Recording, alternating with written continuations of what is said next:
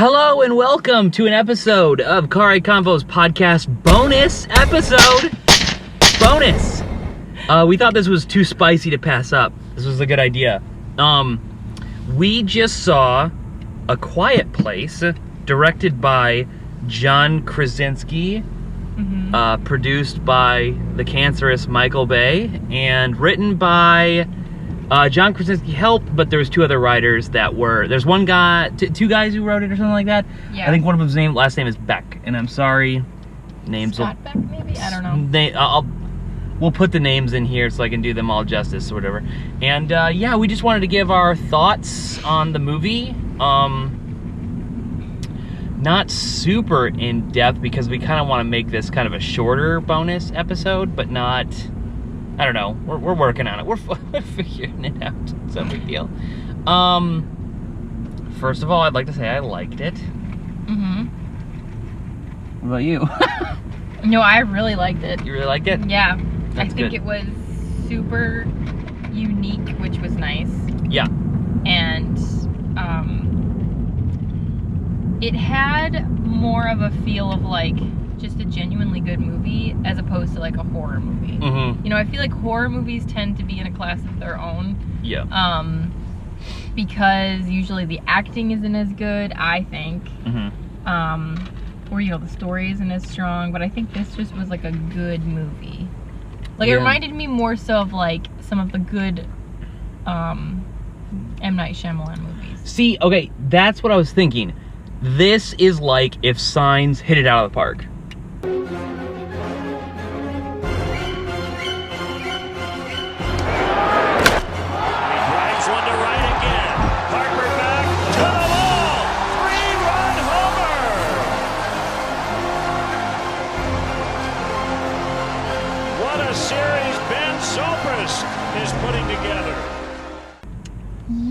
Like, Signs is like getting there to where you're like, wow, like this is like, this could be really, but it just like, there's something about it, which is weird because like, I'm not like a huge Mel Gibson fan. Yeah. But I would not say Mel Gibson is a terrible actor. I would also say Joaquin Phoenix is not a terrible actor. No. I would also say the children they hired for that movie were standout child actors. And yet, I don't know, and maybe it's not the acting. I don't know. I just feel like there's something about that movie that just doesn't take it to that place that this is. Like, this was really good. I'm trying to dance around without, I mean, we'll get into spoilers, but maybe we'll just do that now so we can actually talk about it. I don't know how do you talk about a movie without saying, I liked it, I didn't like it, without getting into immediate spoilers? Like, that's like like, what am I supposed to say? Like, I mean, if for like just a general premise, like I think the fact that the majority of the movie was done without lines, really, was such a cool concept. I mean, yeah, and I think it just really shows the audience how incredibly talented the actors are in the movie. Yeah. You know? I have a couple, I guess these are non-spoilers, I have a couple beefs with that, but it's like, they're pretty minor. John Krasinski's a very non-verbal character, and this movie is hilarious for a lot of reasons. He uses what's it called, Morse code in it at some points, and it reminds me of the episode of The Office when Jim and Pam learn Morse code just to tick off Dwight. And then also, what's another really funny thing is, I just watched this episode last night, but the Jinx You Owe Me a Soda episode, where he has to be quiet during the entire time. And John Krasinski actually does some very, like, visual acting that is hilarious in it. It's so good. So I feel like his entire life is, like, leading up to this, this movie. But when it comes to visual acting, and I totally understand, why would you shave in a post-apocalyptic situation? But he has a lot of facial hair in it, and so there's a little, you know, it kind of it kind of tones it down a bit. And maybe that's what they were going for, because I also had that same beef with the sound design. Because the sound design, I was like, okay, so it's a very non-verbal movie, and we're going to do a lot of, sign language and stuff. So obviously, we're going to go the route of,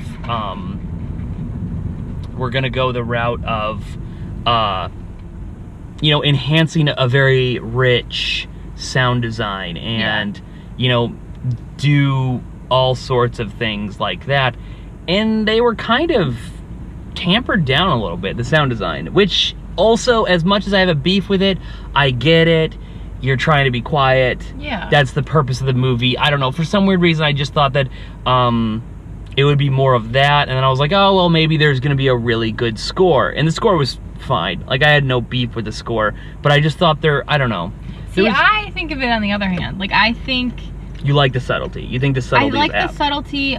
Well, because I feel like then when there were moments where, like, people made noise, or his toy went off, which really isn't a spoiler because that's in the preview, like, that is a vibrant sound, and I feel like that is very true to if you are even just like in your everyday life, which I don't know if there's many periods of time where people get really silent, but if you're in a room that's totally silent and like you barely say anything, like, it seems like it's exponentially louder than it probably is because your ears are so used to silence. Yeah. So I feel like I like the way they did that, and I also really like the way that with their daughter who is deaf, that when you were kind of seeing a scene through her perspective, like there was hardly any sound at all. Okay, that's a spoiler, I believe. Why? Actually, I didn't know that there was a deaf person in the movie. Like, the trailers... That doesn't spoil the story. No, not at all. But I'm just saying, like, if we're just going off that, there's like a little bit of a spoiler. But no, yeah, we're into spoilers. That officially kicks off our spoilers. So, yeah, no, I totally agree. And actually, since we're in spoilers, let me continue up with the girl who's deaf. How horrifying are those scenes where you can't hear anything as a viewer, and she can't either?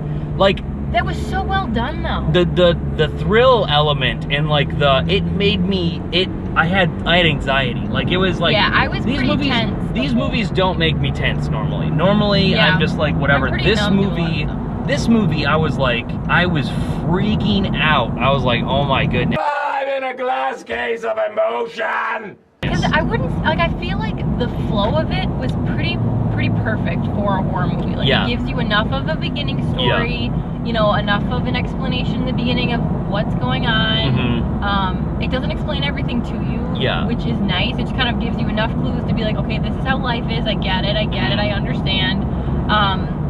But then, it gives a background of like what their life is like, and then it just hits in hard, and it just continues to hit hard like the rest of the time, with like very small gaps of like easing up on the pressure, which I think was good though. Like, I feel like it was balanced very well. Like, I really liked it. Yeah. And here's the deal. This is kind of a beef, but where's the beef? But also, in a roundabout way, this is like a really good compliment. But I'm gonna say it anyway.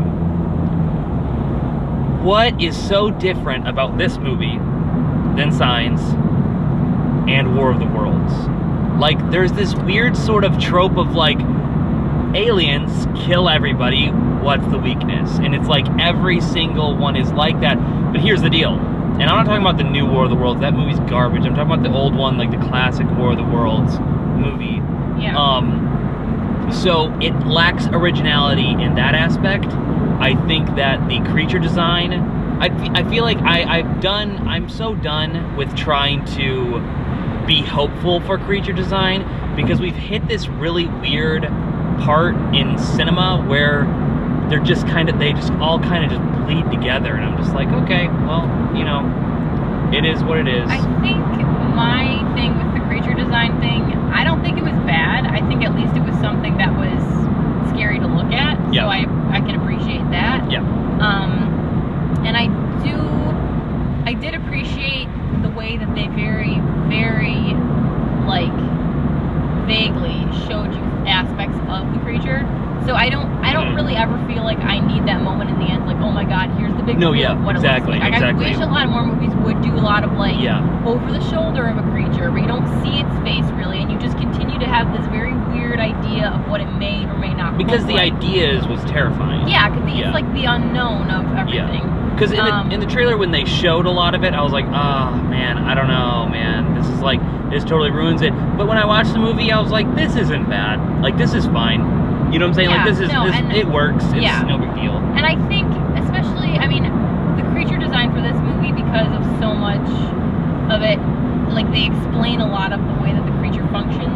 Like, so they do try to, like, show you those aspects of the creature so the story makes sense. So I can appreciate that. It anatomically serves a purpose. Yeah. It's like, but it's just like, you know, it's the same thing. But going back to, like, the whole Signs War of the World things, what I will say that is different about it, it's a better movie. It's like, it's all around, it's like they took those ideas, and yes, I'm ragging on the old War of the World movie. It's not a perfect movie. It's like, you know. We know now that we can't beat their machines. We've got to beat them. Whom no one has ever seen. Long stampede of hysteria. It's an old movie, and I mean, Steven Spielberg couldn't even get it right. You know what I'm saying? It's not a conceptual, like, you know, dreamscape of just like a perfect movie. This movie, I feel like, kind of spent the time, and they were like, let's do this because, you know, in a way it is unoriginal, but if we're gonna get really broad, everything's unoriginal. Well, I was you could pick that out for everything, but it's all executed, you know? Right. I mean, I was gonna say, like, what exactly do you want as far as originality goes? Because the main premise of the story is original.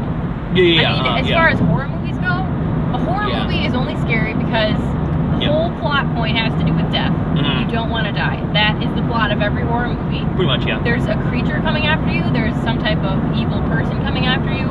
There's an evil entity coming after you.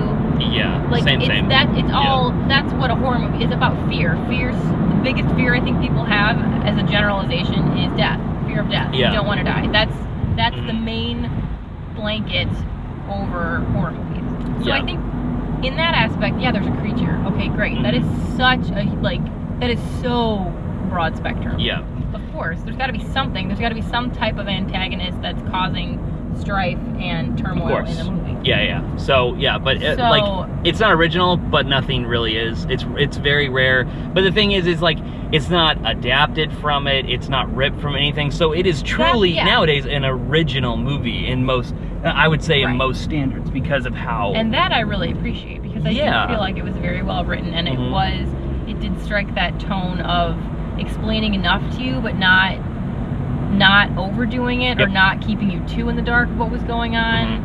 I don't know why so many movies really struggle with either overdoing it and throwing it in your face, like the movie we just reviewed in our last, or maybe not, a couple podcasts ago or whatever. Yeah.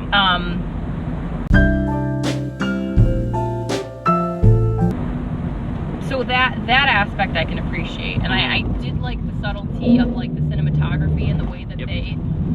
I think there was maybe like one, I don't even want to say jump scare, but maybe like two, not jump scares per se, because it wasn't anything scary. It was kind of like, when somebody gets grabbed from behind from like, just their dad or whatever, like those little things. I was very, very much appreciative and on board with the idea that there were very few jump scares in this movie. It was all subtlety things, like you were saying, how when she couldn't hear anything and you would just see things going on in the terrified. back. Like, that was scary. Because she has no idea what's going on, and it's like, so totally terrifying, heart-wrenching. It's crazy. So I think the way that they scared me in this movie, I felt was very unique, and I really liked that. Yeah, and the funny thing is like, if any movie could rely on jump scares, it's this one. Everybody's being quiet, so when something touches you, you're gonna freak out, you know? So it's like, and they didn't even do it that much. Like you said, they do it like a couple times. And Which I think that would have been taking, I think, the easy way out if you were to use all this sound to like be the scary thing, and I like that they didn't do that. Yeah. But along with the creature design also, like, it made very familiar noises. Like, I was like, I've heard like these like somewhere. I don't know, that's just like a little thing that I've just like, I need to give up that dream, because it's like, it does take a lot of money and a lot of work and a lot of imagination to create something that is truly like, what am I looking at right now? Normally it's like arachnid humanoid, you know what I'm saying? And it's like, there's all, I don't know, I feel like there's always something to that accord. But you have to think of, not every original creature idea is going to be a good one. Attack of the killer tomato. Like, no, exactly. Yeah, it's some type of like humanoid yeah, because those are things that are actually scary. I should say humanoid arachnid bat. That's probably the closest thing. Yeah, with the weird arms, with the head. Yeah, I like the head though, because like it did, like I said, serve an anatomical purpose that I was like, yep. And like the, you know, the ear thing, like doing all that. Just a brief overview. I'm gonna do like a spoiler synopsis, you know, just like real quick. John Krasinski and Emily Blunt are the parents of 3 children, and at the beginning one of them dies, and so they fast forward to, you know, days into the future, and then basically what ends up happening is they're dealing with the guilt of that whole situation while she's pregnant and about to give birth to another child. Terrible mistake. I don't know why that, like, that nightmare is like, that's like, whoo, what have you been doing? But that happens, and then of course, like, basically shit hits the fan. What are we gonna do? She starts giving birth to the baby. He has to go find the kids because they get separated. He gives up his life for the children, and everybody makes it back. And of course, they finally, like all these movies, they find the weakness of the creature, which there's really no reason to even, if we talk about it, we talk about it, but I don't really need to give that away, really, or anything like that. John Krasinski, the father dying, something that I totally predicted early on, but they didn't do it the way that I thought, and maybe I'm starting to realize what a cheeseball I am, because the way that I thought it up is totally different. But yeah. So basically the way it actually plays out in the movie, which, oh my god, like, what a sad and beautiful... That made me cry. I teared up. It was I so teared up. well done, It was very well done, but tell me if this is what I kind of had penciled in. Tell me if this is stupid, or tell me so I didn't know it was gonna be, and obviously it kind of has to be, the sister and the brother. So I thought their whole conversation, the son and the dad have, is he's like, do you hate my sister, your daughter? And he's like, no, of course not, I love her, I've always loved her, she shouldn't be blaming herself for the other brother dying, like all the things, so stupid. And basically at the end they're at this crossroads, and I thought it was going to be him and her, and there was going to be one of those aliens between them, and before he died I thought he was going to scream at the top of his lungs, like, I love you, like that sort of thing. Is that cheesy? Or do you think that would be hard to... I think they did it better than you did. Mission failed. We'll get them next time. Yeah, that's what I was thinking. I was like, well, maybe. Why are we still here? Just to suffer. But I also like the way they did it, because it accomplishes 2 things in the end. Is he signs to them both. He says, I love you. He's talking to the daughter, and he said, and I don't even think he actually directly says it to the son. I think he ends up saying, I love you both so much, or something like that. And I think she was the one looking out the window watching him before. Yeah. He was signing to her. Yeah, and of course, like, and so it accomplishes something good, because at the end all he does is just scream at the top of his lungs, which I think is kind of like a good character wrap up, because that's gotta feel so good, probably, you know what I'm saying? Like, just like he can finally just let it belt and feel the sound of just using his voice again, you know what I'm saying? Which he's not completely silent during the entire thing, but you get the point, you know what I'm saying? Like, it's totally a thing. So I think it might be better in their aspect, because the I love you is less like corny and subtle, and actually, like I said, accomplishes 2 things in a very big moment, because the fact that that's gotta feel so, to have that release of just like everything, and he's protected his family and like all these things, and it's like Yeah. his character is perfectly wrapped up in the end, which I thought was good. Yeah. I really like it. Man, though, that got me emotional. Yeah, that Had was nothing to do with like, oh, he's being such a good father and like all these things. It's just like the protecting of like people and like, you know, pretty much being helpless. You know, I don't know, something. Yeah. Something about that. But I really like the movie, though. I did too. I think it was really well done. I am really happy that it didn't disappoint, because I had such high expectations for movies, which sometimes I think, well, more often than not, leads me to be disappointed, because I do have such high expectations. Exactly. But I'm such a huge fan of John Krasinski and Emily Blunt, and I'm just really happy that this movie is so far doing well, and that I personally enjoyed it too. Yeah, I think exactly. it was really good. And like they were talking about how John Krasinski had never even seen his wife work before. I know, which is cool, because I don't think they've ever done a movie together before. I know. He was like, yeah, she goes to work and I stay home, and that's just how it goes. So it's like, this is the first time like me seeing this. Also, a really cool thing about us, we talked about this on like one of the first podcasts, but how excited you are about this movie in like early March or late February. Yeah, I think I did. Yeah. So awesome. So we get to like do like a little mini review and stuff. Yeah, it's good. It's super cool. One thing that I think everybody will get a sense of when they go to the movie, this movie has such strong direction.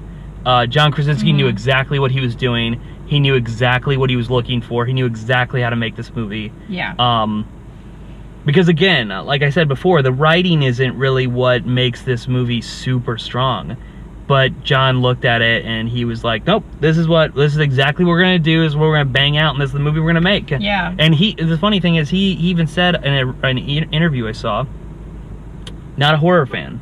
He's like, oh yeah, like now that I made this movie, I've been, you know, doing things, but he's like, I don't really, regardless of what he directs next, I will be watching it. Oh, me too. Like, he's got a really good awesome. handle on what's going on. Yeah. And maybe he should force himself into a lot of movies and situations that he's not familiar with.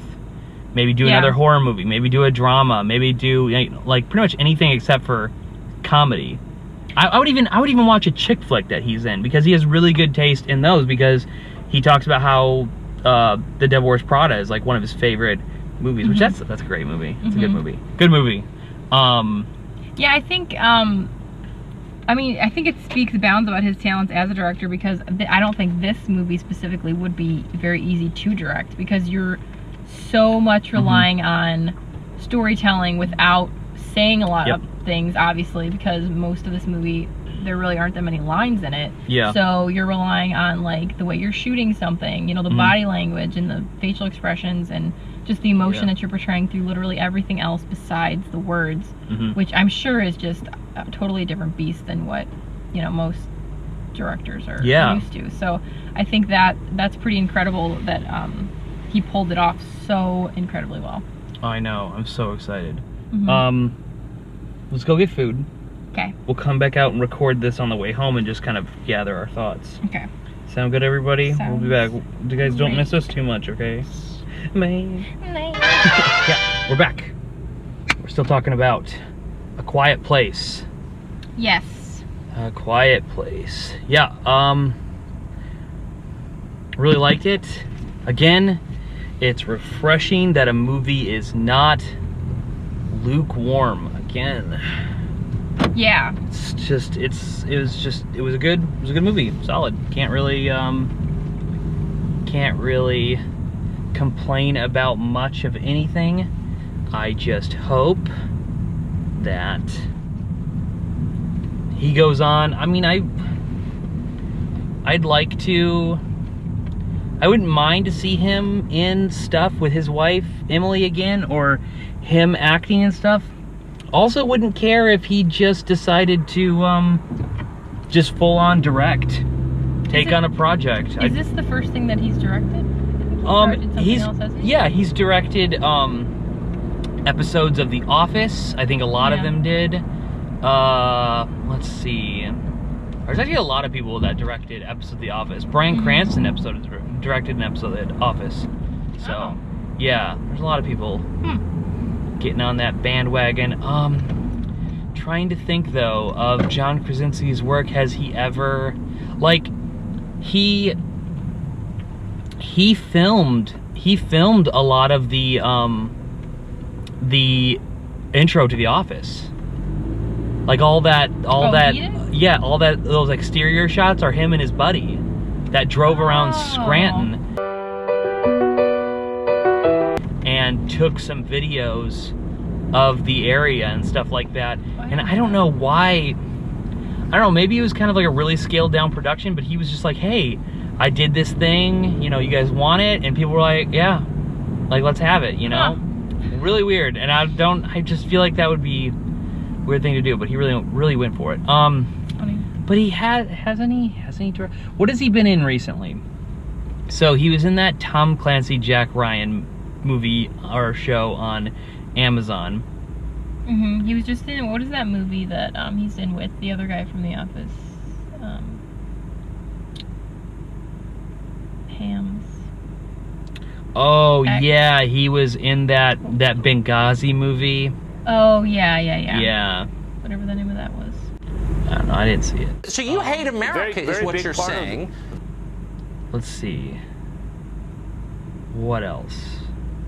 I don't know, I guess I could have sworn that he did one other thing outside of The Office. I may have been wrong. He was in that movie with Alec Baldwin and Meryl Streep.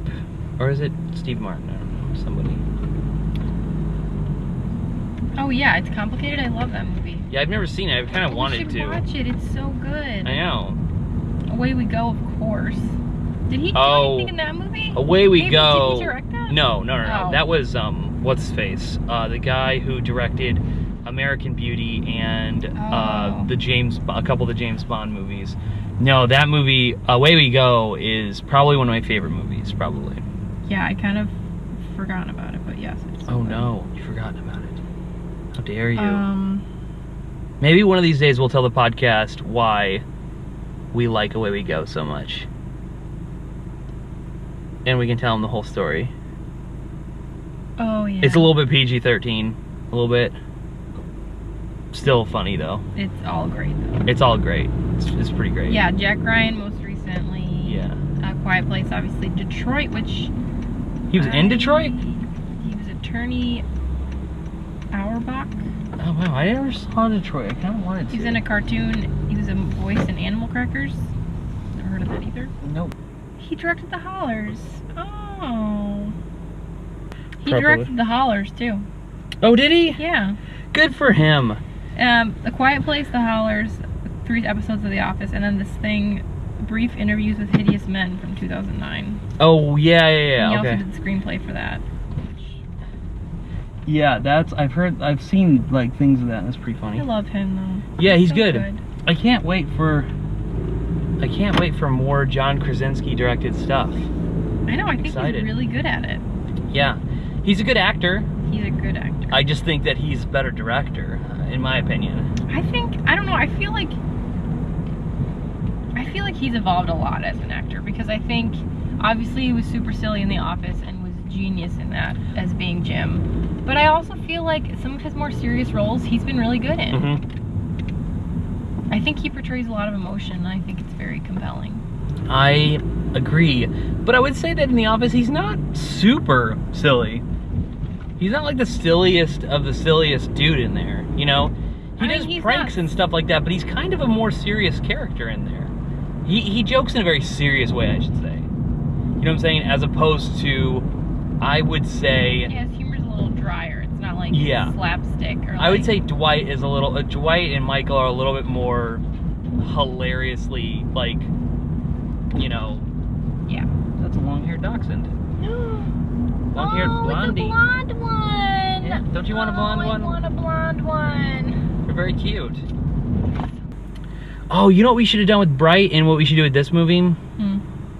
We should set up a scoring system. Like, everybody's got, like, a scoring system when they review movies. Like, something fun. Like, some people do A, B, C, D, E, F, G. Some people give it 1, 2s, 3s, 4s. Ebert, Yeah. Roger Ebert used to do best out of 4. His number was always like, it would be like 1.5 out of 4 or something like that. 4.5 out of 4, yeah, which is a weird number because if anything, shouldn't it be 5? Shouldn't it be 5? I think it was 4. It's like that weird. Oh. Yeah. He didn't do stars? No. Some people do stars. You know what we should do? This should be our scoring system. Okay. Okay? The best you can get are 5 Dexters. Okay? Okay. And the worst you can get is 5 Monkeys. Okay. Those are our So it's dogs, like Dexter and Monkey. One of them is slightly evil, the other is a great dog. So, Yeah. we should do that on a score of that. So it's like, That's not confusing at all. no, it'll work because we can just do a visualization. Okay, a visualization. I am going to give this movie 3 Dexters. Ooh. Yeah.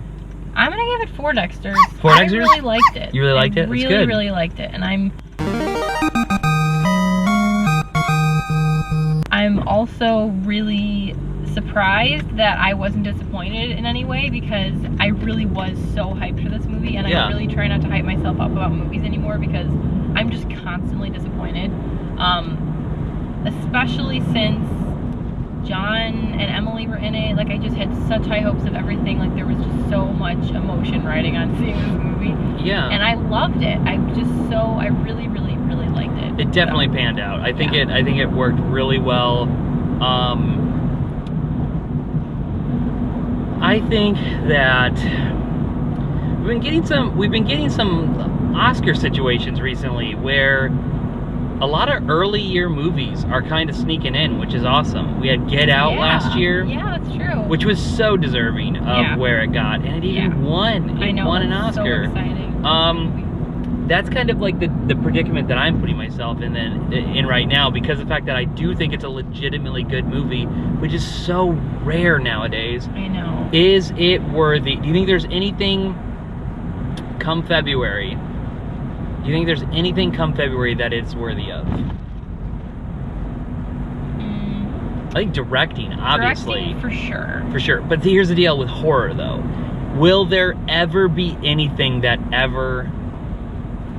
Is there ever going to be a Silence of the Lambs type situation where a horror movie even, Well, that's the thing. does take something away? You know what I'm saying? That's so tricky, and I also feel like, especially with the whole CGI creatures now, I feel like that almost, regardless of how good the CGI may be, I feel like that disqualifies. Totally disqualifies you from, like, I don't know, for whatever reason. I agree.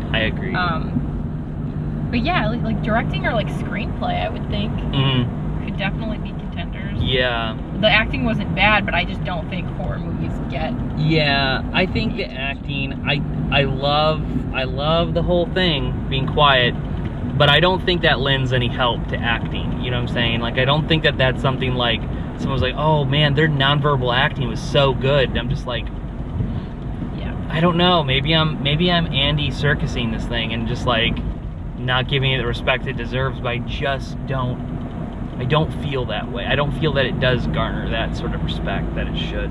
Not should, but I don't feel like it's, I don't know, I don't respect it that much. But yeah, I think directing, that's one thing. I think the directing, sound design, sound editing. First of all, those categories, I've been trying to piece those apart for years, and every time I feel like sound mixing and sound editing? Sound mixing and sound editing. Yeah, what did I say? Sound editing and sound design. Sound design. Yeah, that stuff, I just feel like every time I get close to like kind of nailing down what it is. Yeah, that's kind of tricky. The award ceremony, I'm like, okay, like they always put me 3 or 4 steps back, and I'm like, okay, I again have no idea what I'm talking about. Like, I don't even know. I thought sound mixing was more of like actually making the sounds and like getting the sounds and like picking the right sound to put somewhere, and then editing is like using it in an appropriate way. But that's probably totally wrong. I think it's kind of a little bit of both, but it's like at the same time, it's like, I don't know. But I always thought that was the same job. Like, wouldn't No, that be the same not job? necessarily. I mean, kind of, not necessarily. I don't know. I don't know. It's ridiculous. It's just totally ridiculous. But yeah, so I gave it 3 Dexters. You gave it 4. Yep. Nice. That's good. Mhm. We'll have to remember that for our next movie review we do.